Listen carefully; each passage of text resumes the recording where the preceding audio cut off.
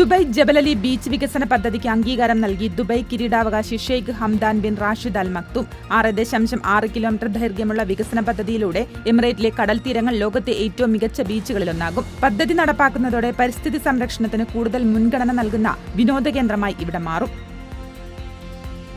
കനത്ത ചൂടിൽ വാഹനം ഓടിക്കുന്നവർക്ക് മുന്നറിയിപ്പുമായി UAE പോലീസ്. എഞ്ചിൻ ഓയിൽ കൃത്യമായി പരിശോധിക്കണമെന്നും വാഹനത്തിൽ ടൂൾസ് കരുതണമെന്നും വെയിലത്ത് പാർക്ക് ചെയ്യരുതെന്ന് അടക്കമുള്ള 6 പ്രധാന നിർദ്ദേശങ്ങളാണ് പോലീസ് നൽകുന്നത്. തുറമുഖ ഗതാഗത രംഗത്ത് മുന്നേറ്റവുമായി ഖത്തർ. ഈ വർഷം ആദ്യ പകുതിയിൽ കഴിഞ്ഞ വർഷത്തെ അപേക്ഷിച്ച് 12% വളർച്ചയാണ് രേഖപ്പെടുത്തിയത്. ഖത്തറിലെ 3 തുറമുഖങ്ങളായ ഹമദ്, ദോഹ, റുവൈസ് തുറമുഖങ്ങളിലൂടെ നടന്ന കയറ്റുമതി ഇറക്കുമതി കണക്കുകളുടെ അടിസ്ഥാനത്തിലാണ് വളർച്ച രേഖപ്പെടുത്തിയത്.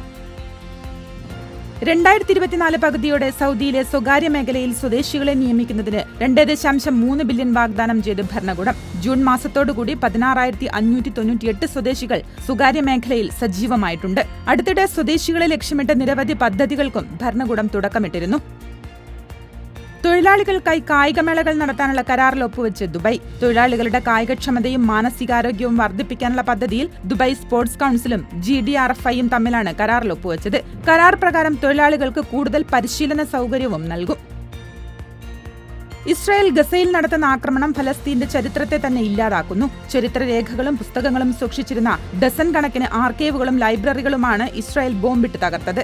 ഫലസ്തീന്റെ ചരിത്ര സൂക്ഷിപ്പുകളിൽ 70% നഷ്ടപ്പെട്ടതായി ചരിത്രകാരൻ ഹോസം അബു നാസർ വ്യക്തമാക്കി. കോഴിക്കോട് വടകരയിൽ മത്സ്യബന്ധനത്തിനിടെ തൊഴിലാളികൾ അപകടത്തിൽപ്പെട്ടു. വടകര സാൻഡ് ബാങ്കിലാണ് 4 പേർ അപകടത്തിൽപ്പെട്ടത്. 3 പേരെ രക്ഷപ്പെടുത്തി. ഒരാൾക്കായുള്ള തെരച്ചിൽ തുടരുകയാണ്. മലപ്പുറം ചേളാരി കളമ്പാട്ടിൽ ഷാഫിയെയാണ് കാണാതായത്.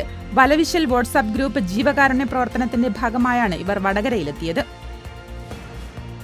ചൈനയുടെ കയ്യേറ്റം കേന്ദ്ര സർക്കാർ മറച്ചുവെക്കുന്നുവെന്ന് കോൺഗ്രസ് അധ്യക്ഷൻ മല്ലികാർജ്ജുൻ ഖാർഗെ.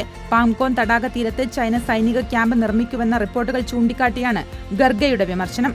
2002 വരെ ഇന്ത്യയുടെ കൈവശമായിരുന്ന സ്ഥലത്ത് ചൈന ക്യാമ്പ് നിർമ്മിക്കുന്നുവെന്നാണ് ഉപഗ്രഹ ചിത്രങ്ങൾ സൂചിപ്പിക്കുന്നതെന്നും ഖാർഗെ കുറ്റപ്പെടുത്തി.